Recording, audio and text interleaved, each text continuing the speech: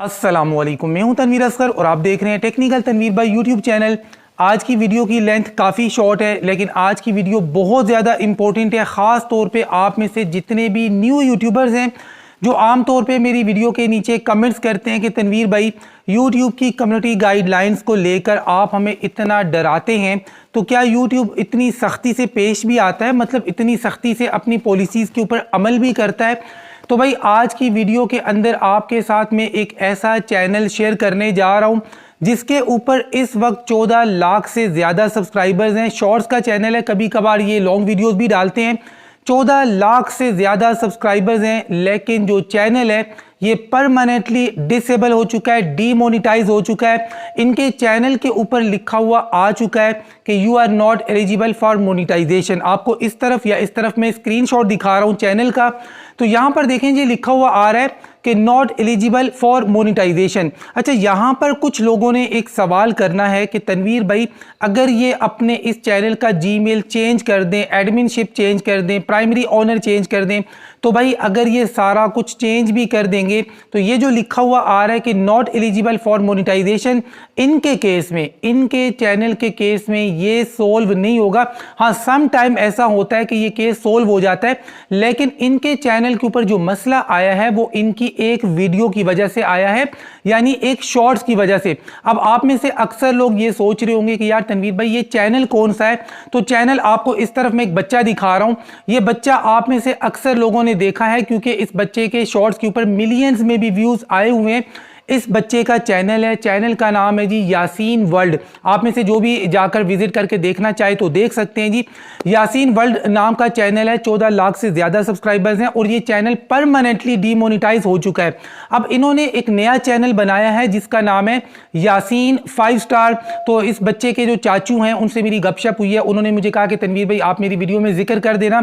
हल्फन कहता हूं, कोई पेड प्रमोशन नहीं है, कोई पैसे नहीं लिए गए इनसे, सिर्फ ये है कि इस बच्चे को देखकर, इसकी मेहनत देखकर मेरा दिल दुखा यार कि इतना बड़ा चैनल इतना ग्रो होने के बाद इस बच्चे के साथ जो कुछ भी हुआ है। अब आप में से अक्सर लोग ये सोच रहे होंगे कि ठीक है जी इतना बड़ा चैनल था, लेकिन इस बच्चे से आखिर मिस्टेक क्या हुई? देखें, इनसे जो मिस्टेक हुई है ना वो एक शॉर्ट के अंदर हुई है। एक शॉर्ट इन्होंने बनाया जो YouTube की कम्युनिटी गाइडलाइंस की वायलेशन कर रहा था, हालांकि खुल के वायलेशन भी नहीं कर रहा था। इन्होंने एक दो डायलॉग बोले हैं अपने शॉर्ट्स में और मुंह पे जी नकाब शकाब यूं करके पहना, तो YouTube ने कहा कि नहीं, आपने हमारी कम्युनिटी गाइडलाइंस की वायलेशन की। उसके बाद इनके चाचू ने YouTube की टीम से बात भी की, अपील भी की, लेकिन वो सारा कुछ रिजेक्ट हो गया। अब इनको एक नया आइडिया मैंने दिया है, अल्लाह करे कि हमारा ये जो आइडिया है इसमें अल्लाह ताला इनको कामयाब करे। अब जी इनके नए चैनल का नाम भी मैंने आपको बता दिया। यहां पर कुछ चीजें हैं जो आपके साथ में शेयर करना चाह रहा हूं। देखिए, सबसे पहली बात कि इनका टॉपिक क्या था। आप में से अक्सर लोग सोच रहे होंगे, देखें जी बहुत सारे न्यू यूट्यूबर्स के चैनल्स को जब मैं चेक करता हूं, फलस्तीन के टॉपिक को लेकर वो वीडियोस बना रहे होते हैं, मैं उनको मना करता हूं। आप में से अक्सर लोग एक सवाल करते हैं कि तनवीर भाई फलाना बंदा भी ये टॉपिक कवर कर रहा है, फलाना बंदा भी ये टॉपिक कवर कर रहा है। तो बहुत अरसा पहले मैंने एडसा को लेकर एक वीडियो बनाई थी, EDSA, educational, documentary, scientific, artistic.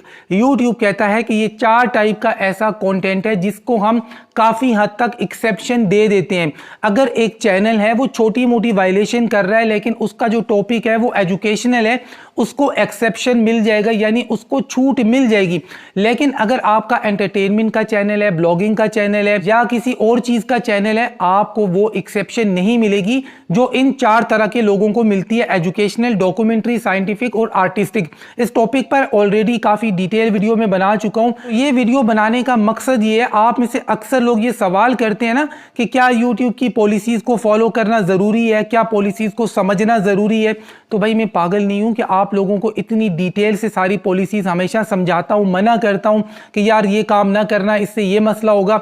अब देखें, 14 लाख सब्सक्राइबर वाला चैनल है, कितना बड़ा चैनल है, कितनी इस बच्चे की मेहनत हुई है, उसके बाद जाकर यहां तक ये पहुंचा है। उसके बाद ये एक छोटी सी गलती, चैनल हमेशा के लिए जी डीमोनिटाइज हो गया। आपको याद होगा कुछ अरसा पहले इमरान खान की टांग में गोली लगने वाला सीन था, उस सीन ने भी हजारों चैनल्स डीमोनिटाइज करवाए थे और परमानेंटली डीमोनिटाइज करवाए थे। उसके इसके बाद एक और सीन हुआ था पेशावर कोर्ट में। ये जो पेशावर कोर्ट वाला था उसको जितने लोगों ने कवर किया उन सब के चैनल्स भी परमानेंटली डिमोनिटाइज हुए हैं।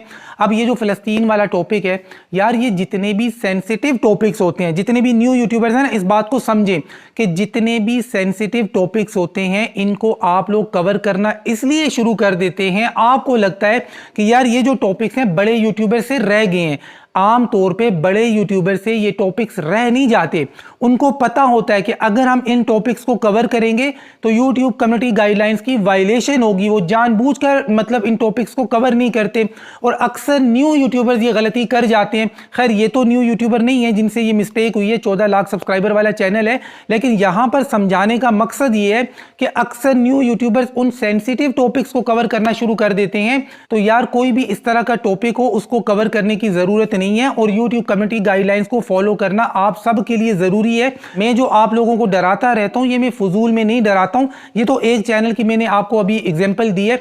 मेरे पास दिन में कई चैनल्स चेक होने के लिए आते हैं, मैं चेक करता हूं परमानेंटली डिमोनिटाइज हुए होते हैं। उन सारे लोगों की मिस्टेक्स मेरे पास आती हैं, उसके बाद ही मैं वीडियो बनाकर आपको मना करता हूं कि यार इस तरह के टॉपिक्स को कवर ना करें।